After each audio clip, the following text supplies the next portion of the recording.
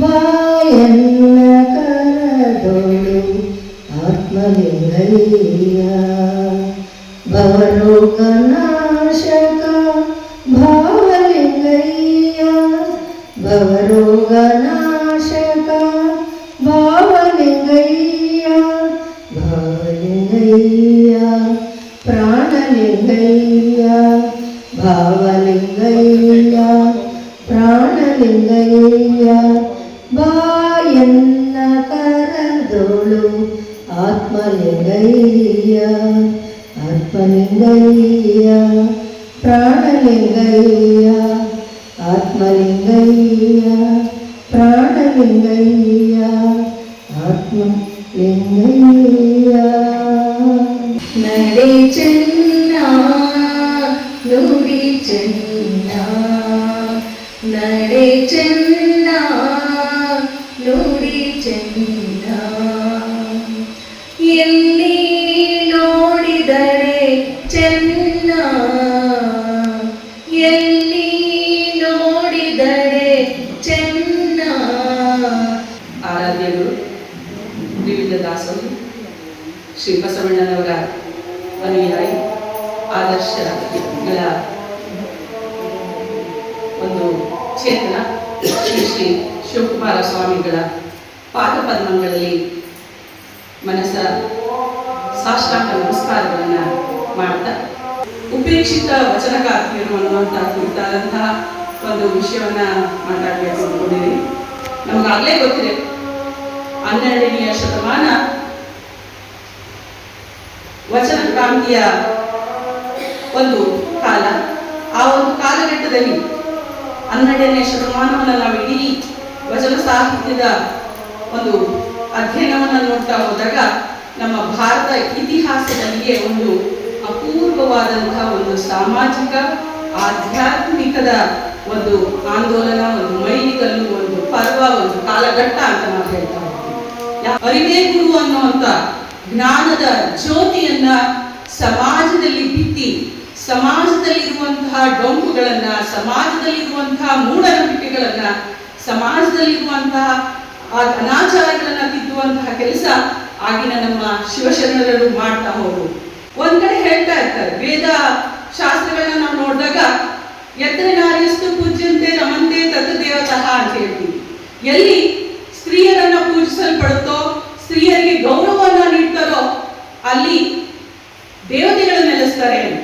12ನೇ ಶತಮಾನದಲ್ಲಿ ನಾವು ಕಾಲಘಟ್ಟದಲ್ಲಿ ವಚನ ಕ್ರಾಂತಿಯಲ್ಲಿ ಅನೇಕ ಮಹಿಳೆಯರನ್ನ ನಾವು ಗುರುತಿಸ್ತಾ ಹೋಗ್ತೀವಿ, ಅನೇಕ ಶಿವಶರಣರನ್ನ ನಾವು ಗುರುತಿಸ್ತಾ ಹೋಗ್ತೀವಿ. ಅಲ್ಲಿನ ಮೂಕ ಪ್ರಾಣಿಗಳಂತೆ ಇದ್ದಂತಹ ಮಹಿಳೆಯರು ಅಕ್ಷರ ಮತ್ತು ಸ್ವಾತಂತ್ರ್ಯದ ಅಭಿವ್ಯಕ್ತಿಯನ್ನ ಪಡ್ಕೊಂಡು ವಚನ ಚಳವಳಿಗೆ ತಮ್ಮ ಹೆಜ್ಜೆಯನ್ನ ದಾಪುಗಾಲನ್ನ ಇಡ್ತಾರೆ. ಅನುಭವದ ಮಂಟಪದ ವೇದಿಕೆಯಲ್ಲಿ ಪುರುಷರ ಸಮಾನಕ್ಕೆ ನಿಂತು ತಮ್ಮ ವಿಚಾರಗಳನ್ನ, ವೈಚಾರಿಕತೆಯನ್ನ, ಹಾಗೆ ತಮ್ಮ ಸಾಮಾಜಿಕ ಕಳಕಳಿಯನ್ನ, ಆಧ್ಯಾತ್ಮಿಕ ವಿಚಾರದ ಪ್ರೌಢಿಮೆಗಳನ್ನ ಅವರು ಹೊರಹಾಕ್ತಾರೆ. ನಾವು ಏನು ಸ್ಮರಿಸ್ತೀವಿ, ಕೆಲವೊಂದು ಈಗ ಯಾವುದೇ ಒಂದು ಸ್ವಾತಂತ್ರ್ಯ ಅಂತ ಹೇಳಿದಾಗ ನಾವು ನಮ್ಮ ಭಾರತದ ಸ್ವಾತಂತ್ರ್ಯ ಸಂಗ್ರಾಮವನ್ನು ತಗೊಂಡ್ರೆ ಕೆಲವೊಂದು ಧೀಮಂತ ನಾಯಕರನ್ನ ನಾವು ಗುರುತಿಸ್ತೀವಿ. ಆದ್ರೆ ಅದ್ರ ಹಿಂದೆ ಅಳಿಲು ಸೇವೆ ಮಾಡಿದಂತಹ ಅನೇಕ ಸ್ವಾತಂತ್ರ್ಯ ಸಂಗ್ರಾಮದ ಹೋರಾಟಗಾರರನ್ನ ನಾವು ಸ್ಮರಿಸಲ್ಲ. ಅದೇ ರೀತಿಯಲ್ಲೇ ಇಲ್ಲಿ ಅನೇಕ ವಚನಕಾರ್ತಿಯರು ಅಂತ ಹೇಳಿದಾಗ ನಾವು ಮೇಲ್ ಪಂಕ್ತಿಯಲ್ಲಿ ಅಕ್ಕ ಮಹಾದೇವಿಯನ್ನ ನೋಡ್ತೀವಿ. ಅಕ್ಕ ಮಹಾದೇವಿಯ ಪ್ರೌಢಿಮೆ ಅಗಾಧವಾದುದು. ಅದರ ಒಟ್ಟಿಗೆ ಅನೇಕ ವಚನಕಾರ್ತಿಯರು ಸಹಿತ ಅನೇಕ ವಚನಗಳನ್ನ, ತಮ್ಮ ಜೀವನದ ಆದರ್ಶಗಳನ್ನ ತಮ್ಮ ಒಂದು ಅಭಿವ್ಯಕ್ತಿಯಲ್ಲಿ, ತಮ್ಮ ಒಂದು ಬರವಣಿಗೆಯಲ್ಲಿ, ತಮ್ಮ ಮೌಖಿಕವಾಗಿ ಅದನ್ನ ವ್ಯಕ್ತಪಡಿಸಿದ್ದಾರೆ. ಅಂತಹ ವಚನಕಾರ್ತಿಯರೇ ಉಪೇಕ್ಷಿತ ವಚನಕಾರ್ತಿಯರು. ಅಕ್ಕನ ವಚನಗಳು ನೂರಾರು ಸಂಖ್ಯೆಯಲ್ಲಿ ಸಿಕ್ಕಿರೋ ಹಾಗೆ ಈ ಒಂದು ಉಪೇಕ್ಷಿತ ವಚನಕಾರ್ತಿಯರ ವಚನಗಳು ನಮ್ಗೆ ಲಭ್ಯತೆಯ ಪ್ರಮಾಣ 10, 2, 10, 20 ಆಗಿರೋದ್ರಿಂದ ಅವುಗಳ ಒಂದು ಸಂಗ್ರಹದಲ್ಲೂ ಸಹಿತ ಸೋರಿಕೆ ಉಂಟಾಗಿ ಆ ವಚನಕಾರ್ತಿಯರ ನಾವು ಉಪೇಕ್ಷಿಸಲ್ಪಟ್ಟಿರಬಹುದು ಅಂತ.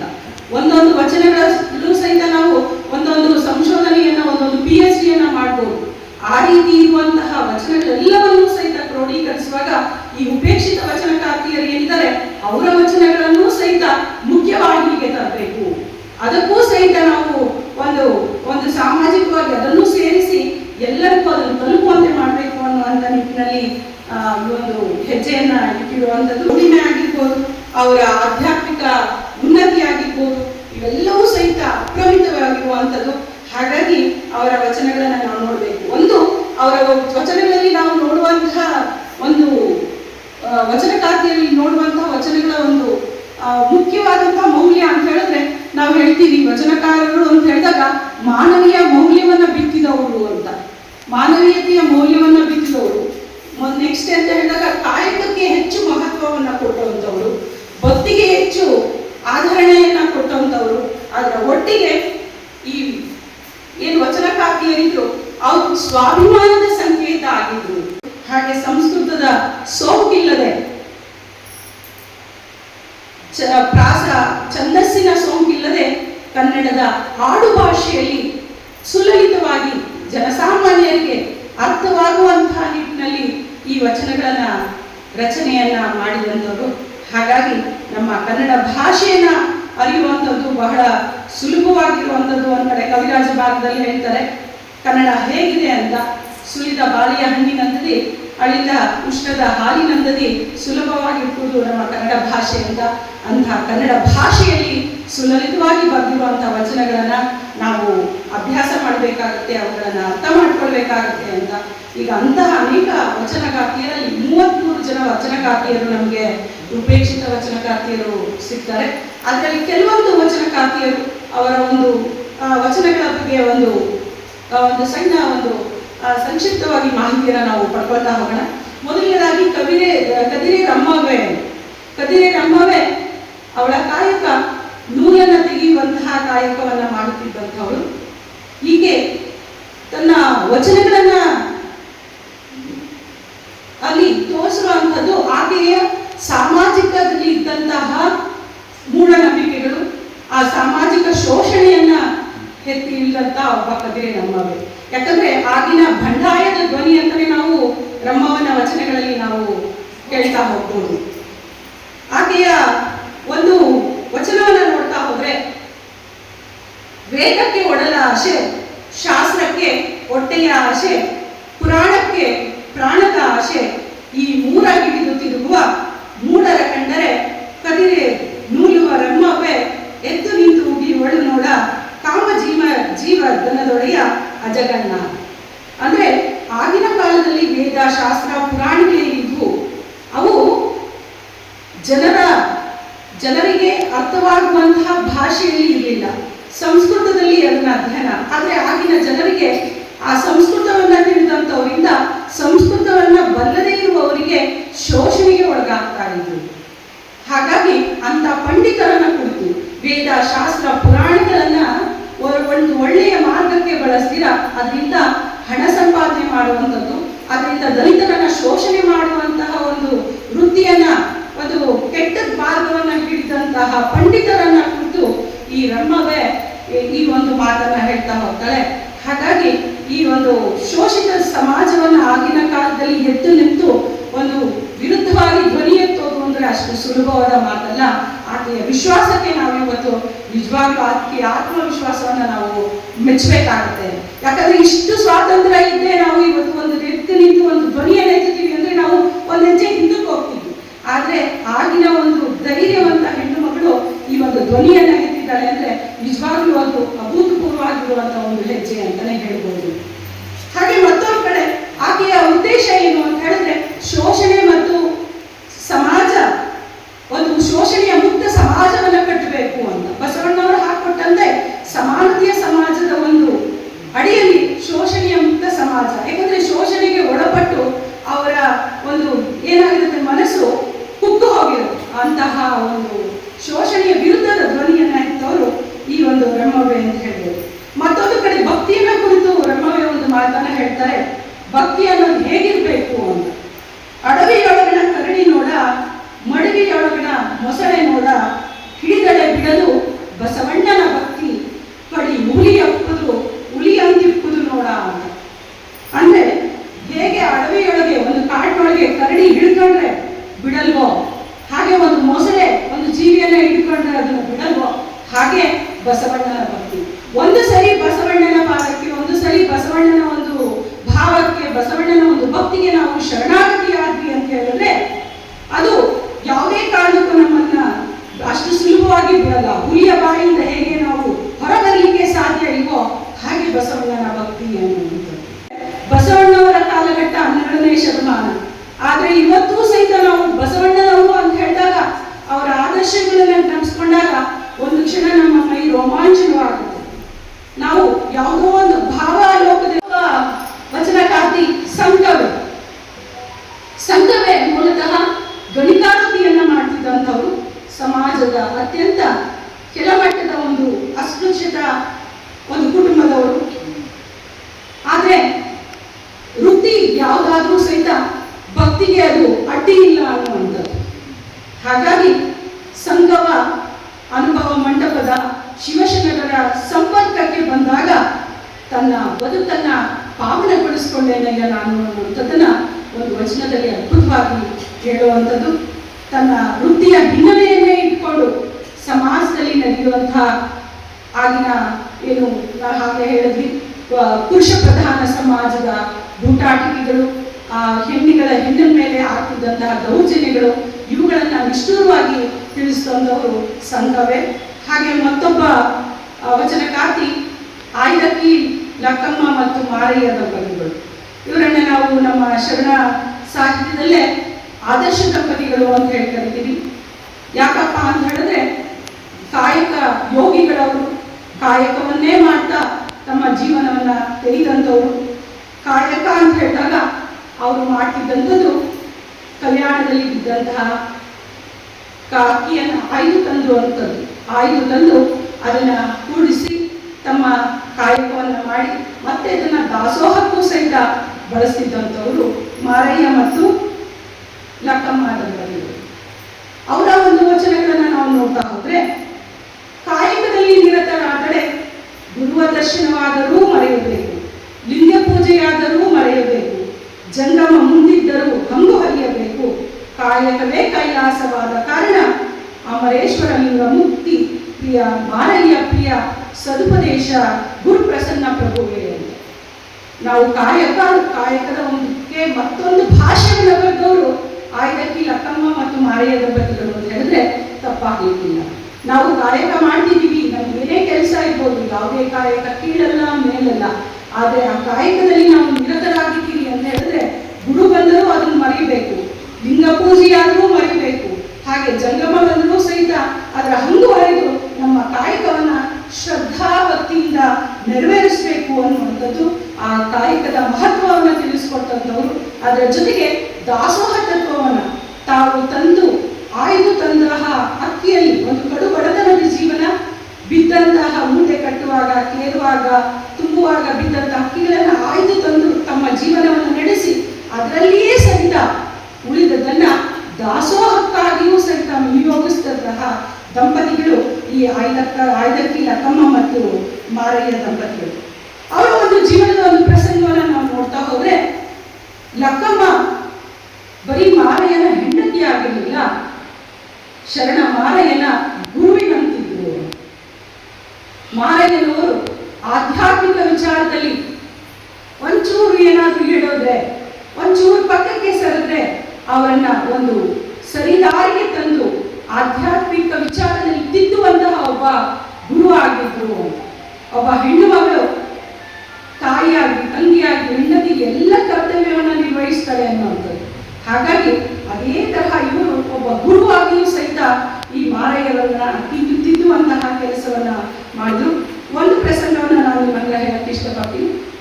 ಒಂದು ಸಾರಿ ಮಾರಯ್ಯನವರು ಅವರ ಕಾಯಕ ಏನು ಅಕ್ಕಿಯನ್ನ ಆಯ್ದು ತರುವಂಥದ್ದು, ಈ ಕಾಯಕವನ್ನ ಮಾಡ್ತಾ ಅದರ ಒಟ್ಟಿಗೆ ಅನುಭವ ಮಂಟಪದಲ್ಲಿ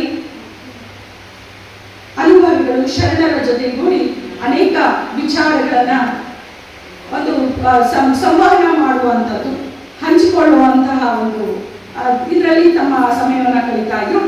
ಹೀಗೆ ಒಂದು ಸಾರಿ ಅನುಭವಿಗಳೊಡನೆ ಮಾತನಾಡ್ತಾ ಅವರು ಸಮಯವನ್ನ ನೋಡಿಲ್ಲ. ಆಗ ಆಯ್ದಕ್ಕಿ ಲಕ್ಕಮ್ಮ ಅವರನ್ನ ಎಚ್ಚರಿಸುವಂತಹ ಕೆಲಸವನ್ನ ಮಾಡ್ತಾರೆ. ಕಾಯಕಕ್ಕೆ ಹೋಗ್ಬೇಕು ಅನ್ನುವಂಥ ಎಚ್ಚರಿಕೆಯ ಕೆಲಸವನ್ನ ಅವರು ಮಾಡ್ತಾರೆ. ನೋಡಿ, ಈಗ ನಾವು ಎಷ್ಟು ಜನ ಆ ಕೆಲಸವನ್ನ ಮಾಡ್ತೀವಿ. ನಮ್ಮ ಪತಿ ಕೆಲಸಕ್ಕೆ ಹೋಗ್ತಾರೆ, 5 ನಿಮಿಷ ಲೇಟರೆ ಇರಿಲ್ಲ 5 ನಿಮಿಷ ಏನು ಅಂದ್ರೆ ಇಲ್ಲ ಅಂತೀವಿ. ಆದ್ರೆ ಅವರು ಹಾಗಲ್ಲ. ಕಾಯಕದ ಕೆಲಸದಲ್ಲಿ ಕಾಯಕವನ್ನ ಮಾಡಬೇಕು. ದಾಸೋಹದ ಕೆಲಸ ಮಾಡುವಾಗ ದಾಸೋಹದ ತತ್ವ ಕೆಲಸವನ್ನ ಮಾಡಬೇಕು. ಹೀಗೆ ಅದನ್ನ ಮಾಡ್ತಾ ಹೋಗ್ಬೇಕು ಅನ್ನೋದು. ಆ ಸಮಯದಲ್ಲಿ ಒಂದು ವಚನವನ್ನ ಮೂಲಕ ಅವ್ರಿಗೆ ಹೇಳ್ತಾ ಹೋಗ್ತಾರೆ. ಕಾಯಕ ನಿನ್ನಿತ್ತು ಹೋಗಯ್ಯ ಎನ್ನಾಳ್ಪನೆ, ಭಾವಶುದ್ಧವಾಗಿ ಮಹಾಶರಣರ ತಿಪ್ಪೆಯ ತಪ್ಪಲ ಅಕ್ಕಿಯ ತಂದು ನಿಶ್ಚಯಿಸಿ ಮಾಡಬೇಕು ಮಾರಯ್ಯ, ಪ್ರಿಯ ಅಮರೇಶ್ವರ ಲಿಂಗಕ್ಕೆ ಬೇಗ ಹೋಗು ಮಾರಯ್ಯ. ಕರಿತಾ ಇದೆ, ಕಾಯಕದ ಕೆಲಸ ಕರಿತಾ ಇದೆ. ಹಾಗಾಗಿ ಎನ್ನಾಳ್ಪನೆ, ನನ್ನ ಅರಸನೆ, ಹೋಗು, ಮೊದಲು ಕಾಯಕವನ್ನ ಮಾಡು ಅನ್ನುವಂಥದ್ದನ್ನ ಮಾರಯ್ಯನವರಿಗೆ ತಿಳಿಸ್ಕೊಡ್ತಾ ಅವರಿಗೆ ಈ ಒಂದು ಕಾಯಕದ ಬಗ್ಗೆ ತಮ್ಮ ಒಂದು ಎಚ್ಚರಿಕೆಯನ್ನು ಕೊಟ್ಟು ಅವರನ್ನ ಮುಂದೆ ನಿಲ್ಲಿಸುವಂಥದ್ದು. ಒಂದಳತೆಯ ಮಾನ ಒಮ್ಮನವ ಮೀರಿ, ಒಂದಳತೆಯ ಮಾನದ ಅಕ್ಕಿಯನ್ನ ತರುವ ಬದಲಾಗಿ ಇಮ್ಮನವ ತಂದಿರಿ, 2 ಅಳತೆಯ 2ರಷ್ಟು ಅಕ್ಕಿಯನ್ನ ತಂದಿದ್ದೀರಿ.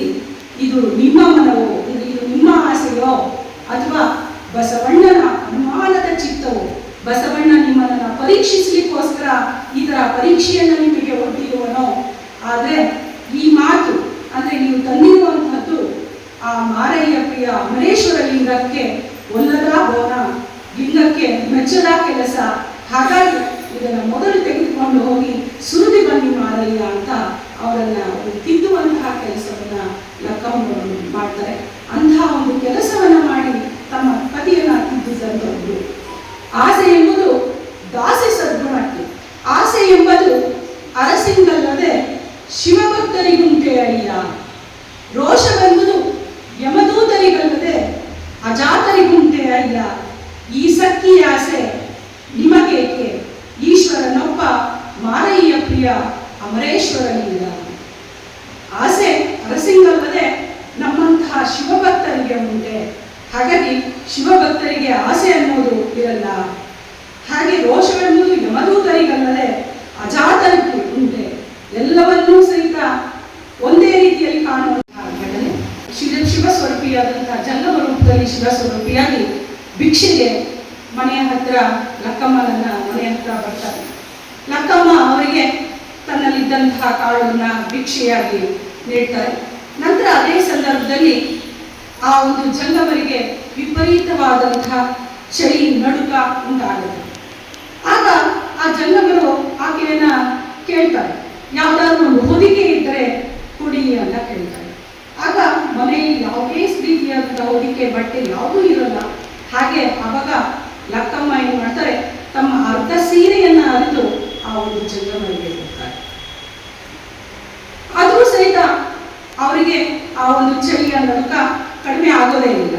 ನಂತರ ಮತ್ತರ್ಧ ಸೀರೆಯನ್ನೂ ಸಹಿತ ಕೊಡ್ತಾರೆ. ಯಾಕಂದ್ರೆ ಜಂಗಮರಿಗೆ ಸೇವೆಯ ಮುಂದೆ ಮತ್ಯಾವುದು ಹೆಚ್ಚುಗಾರಿಕೆಯಲ್ಲ ಅನ್ನುವಂಥ ಮಾತನ್ನ ಅವರು ಅರಿವಿಟ್ಕೊಳ್ತಾರೆ. ನಂತರ ಹಾಗೂ ಸಹಿತ ಅವರ ನಡುಕ ಕಡಿಮೆ ಆಗೋದೇ ಇಲ್ಲ. ಅಷ್ಟರಲ್ಲಿ ಮಾರಯ್ಯನವರು ಮನೆಗೆ ಬರ್ತಾರೆ. ನಡೆದ ಸಂಗತಿಯನ್ನ ತಿಳಿದು ಅವರೂ ಸಹಿತ ತಾವು ಹೊತ್ತಿದ್ದ ಹೊದಿಕೆಯನ್ನ ಆ ಒಂದು ಶಿವನಿಗೆ, ಆ ಒಂದು ಜಂಗಮರಿಗೆ ಕೊಡ್ತಾರೆ. ಆವಾಗ ಆ ಒಂದು ಶಿವ ಸ್ವರೂಪಿಯಾದಂಥ ಜಂಗಮರ ನಡುಕ ಕಡಿಮೆ ಆಗುತ್ತೆ. ಆಗ ಅವರು ಈ ಒಂದು ದಂಪತಿಗಳನ್ನ ಹರಸಿ ಅವ್ರು ಹೇಳ್ತಾರೆ, ನೀವು ಆದರ್ಶ ದಂಪತಿಗಳು, ನಿಮ್ಮ ದಾಸೋಹ ತತ್ವ ಕಾಯಕ ಹೀಗೆ ಮುಂದುವರಿಲಿ ಅಂತ ಆದರ್ಶ ದಂಪತಿಗಳಾಗಿ ಅವರಿಗೆ ಹರಸಿ ಹೋಗ್ತಾರೆ ಅನ್ನುವಂಥದ್ದು. ಹಾಗೆ ಆಯ್ದಕ್ಕಿ ಲಕ್ಕಮ್ಮನವರ ಒಂದು ಭಕ್ತರ ಕುರಿತಂತಹ ಒಂದು ನಡೆ ಹೇಗಿತ್ತು ಅಂತ.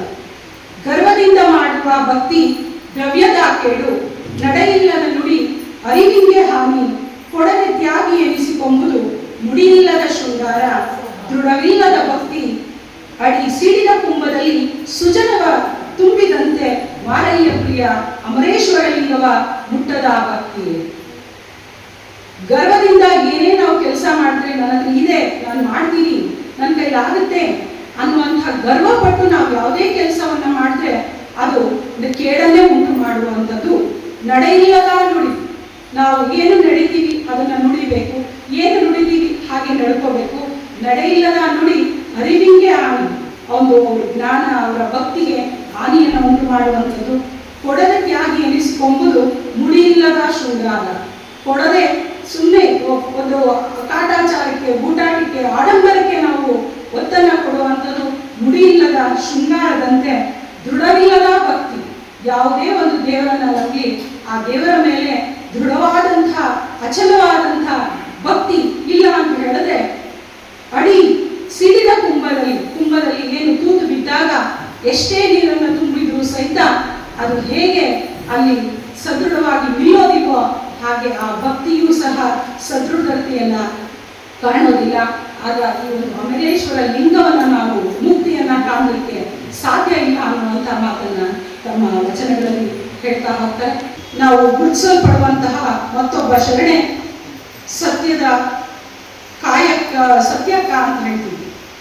ಅಂದ್ರೆ ಕಸ ಗುಡಿಸುವ ಕೆಲಸವನ್ನ ಮಾಡ್ತಿದ್ದಂತಹ ಸತ್ಯಕ್ಕ ಅವರ ಒಂದು 28 ವಚನಗಳು ನಮಗೆ ಲಭ್ಯತೆ ಇರುವಂಥದ್ದು.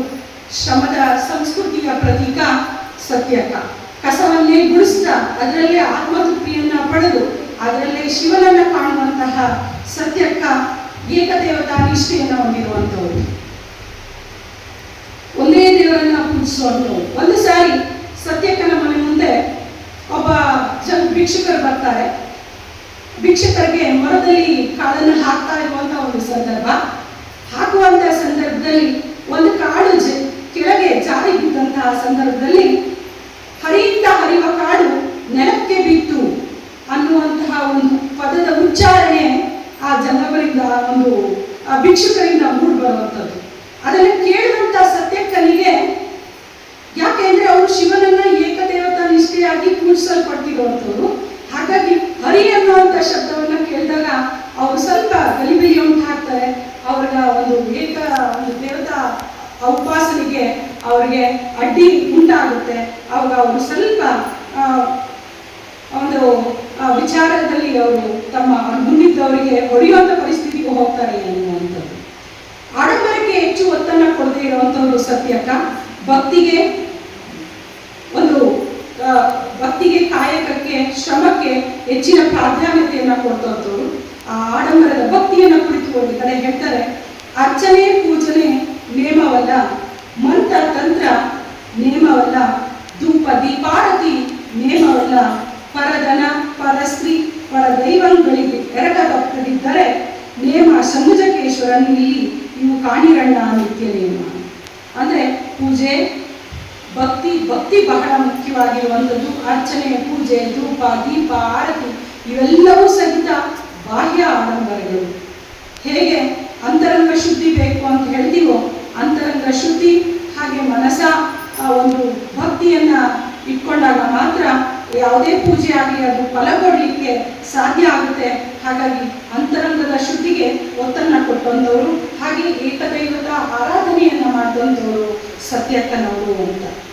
ಮತ್ತೊಂದು ಕಡೆ ಹೇಳ್ತಾರೆ, ಅವರು ಬಡವರ ಮನೆಯ ಕಸವನ್ನ ಗುಡಿಸುವೆ ನಾನು, ರೊಟ್ಟಿಯ ಮಾಡುವೆ ಬಟ್ಟೆಯ ನೇಯ್ವೆ ಎನ್ನ ಕಾಯಕ ಕೀಳಲ್ಲ ಕಾಣಲ್ಲ ಅಂತ. ಹಾಗಾಗಿ ಅಂತಹ ಒಂದು ಸ್ಥಿತಿಯಲ್ಲಿ ಸತ್ಯಕ್ಕಾಗಿ ಇದ್ದಂಥವ್ರು ಒಂದು ಕಡೆ ಹೇಳ್ತಾರೆ, ಲಂಚ ವಂಚನಕ್ಕೆ ಕೈಯಾನದ ಭಾಷೆ, ಬಟ್ಟೆಯಲ್ಲಿ ಬಣ್ಣ ವಸ್ತ್ರ ಬಿದ್ದಿದ್ದರೆ ಕೈ ಮುಟ್ಟಿ ಎತ್ತಿದನಾದರೆ ನಿಮ್ಮ ಆಣೆ, ನಿಮ್ಮ ಪ್ರಮದರ ಆಣೆ, ನೀನಿಕ್ಕಿದ ಭಿಕ್ಷೆಯೊಳಗಿಪ್ಪೆನಯ್ಯ ಶಮುಜಕೇಶ್ವರ, ನೀ ನನ್ನ ನರಕದಲ್ಲಿ ಎತ್ತು.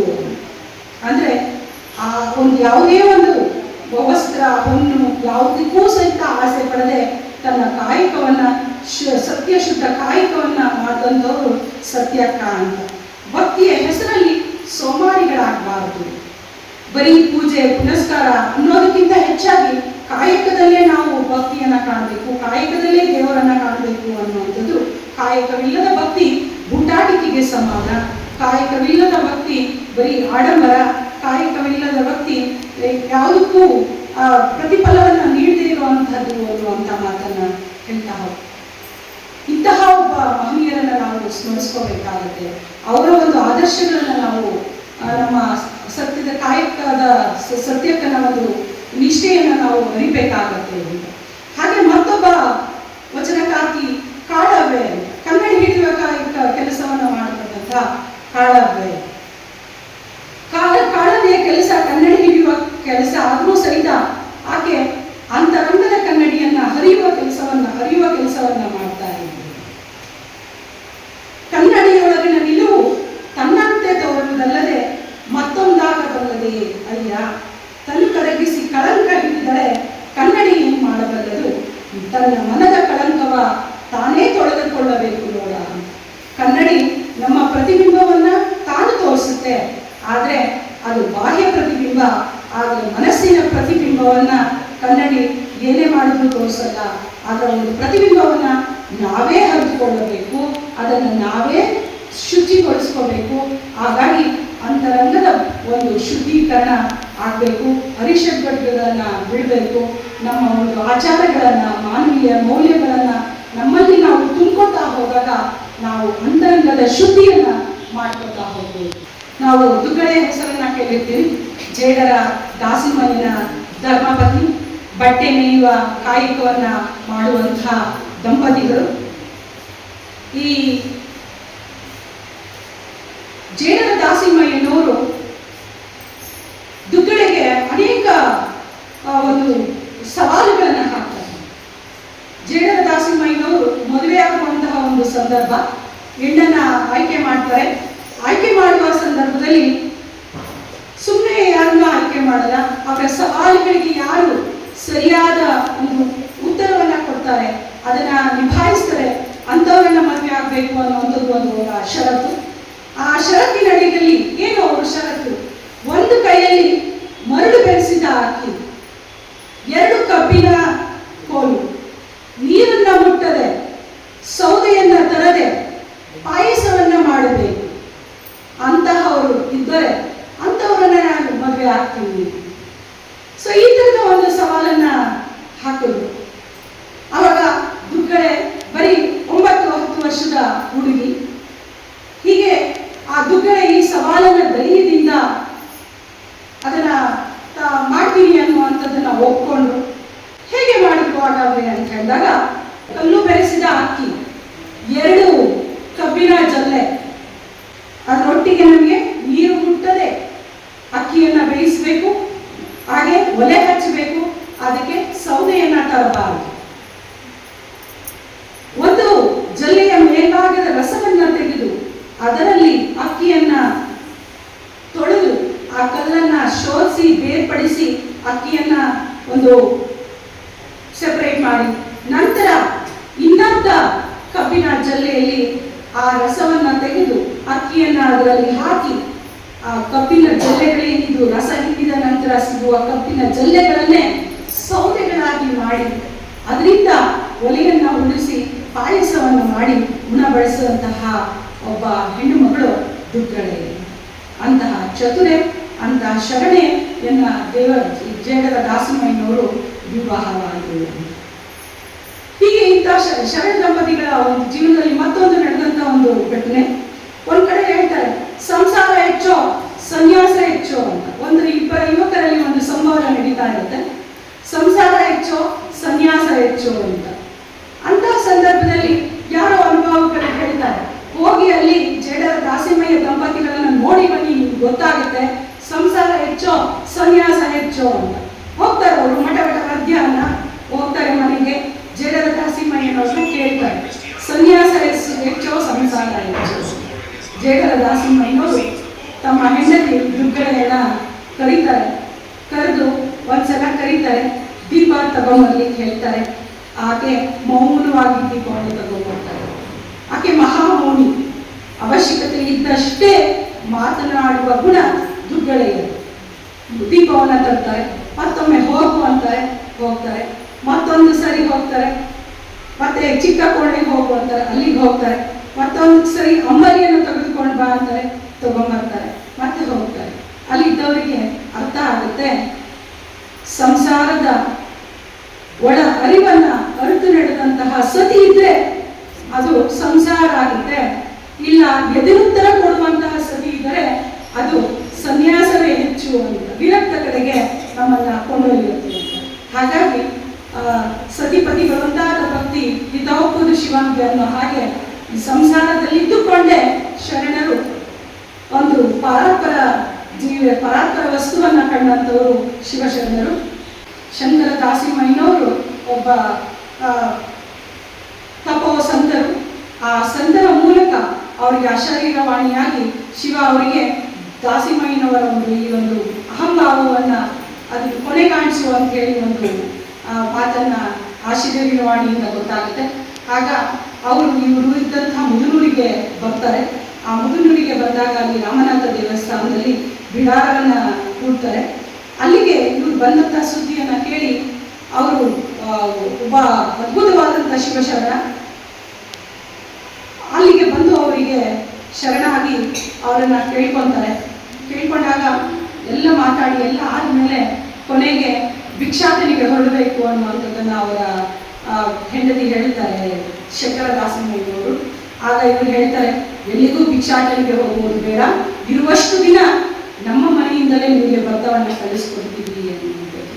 ಆದರೆ ಅವರ ಮಾತಿನಲ್ಲಿ ಇದೆಲ್ಲ, ಆ ಮಾತಿನಲ್ಲಿ ಶರಣರಿಗಿರಬೇಕಾಗಿರುವಂಥ ಶರಣಾಗತ ಭಾವ ಅವರ ನುಡಿಯಲ್ಲಿ ಇಲ್ಲದಿರುವುದನ್ನ ಈ ಒಂದು ಶಂಕರ ದಾಸಿಮಯ್ಯನವರು ಅರಿತು ಅವರಿಗೆ ಆ ಒಂದು ಭಾವನೆಯನ್ನ ಹೋಗಲಾಡಿಸಲಿಕ್ಕೆ ಅವರನ್ನ ದೇವಸ್ಥಾನದ ಪಕ್ಕದ ಇರುವಂತ ಒಂದು ತಿಪ್ಪೆಯ ಹತ್ರ ಕರ್ಕೊಂಡು ಹೋಗಿ ಕೈ ಆಡಿಸಿದಷ್ಟು ನೋಡಿದ ತಕ್ಷಣ ಅವರಿಗೆ ಅಲ್ಲಿ ಚಿನ್ನ ಎಲ್ಲವೂ ಸಹಿತ ಕಾಣ್ತಾ ಹೋಗುತ್ತೆ. ನೀನು ಬಗೆದಷ್ಟು ಆಯಿತು, ನೀನು ಏನು ಹೇಳಿದೆ ಅದಕ್ಕೆಲ್ಲ ಆಯಿತು, ನಿನ್ನ ಅಹಂಭಾವ ಇದೆ ಅಂದರೆ ನಾವು ಭಿಕ್ಷುಕರಲ್ಲ, ಭಿಕ್ಷುಕರಿಗೆ ಬಡವರು ಅನ್ನುವಂಥ ಭಾವನೆಯಲ್ಲಿ ಹೇಳ್ತಾರೆ. ನೀನು ಕೊಟ್ಟಂತಹ ಭತ್ತ ನಮ್ಮನ್ನ ತಲುಪಿ ಆಗಿದೆ, ಹಾಗಾಗಿ ಶಿವ ಏನು ಕೊಟ್ಟಿದ್ದಾನೆ ಶಿವ ಅದನ್ನ ತೆಗೆದುಕೊಳ್ತಾನೆ ಅನ್ನುವಂಥ ಮಾತನ್ನು ಹೇಳ್ತಾರೆ. ಅಲ್ಲಿಂದ ದಾಸಿಮಯ್ಯನವರು ಮನೆಗೆ ಹೋಗ್ತಾರೆ.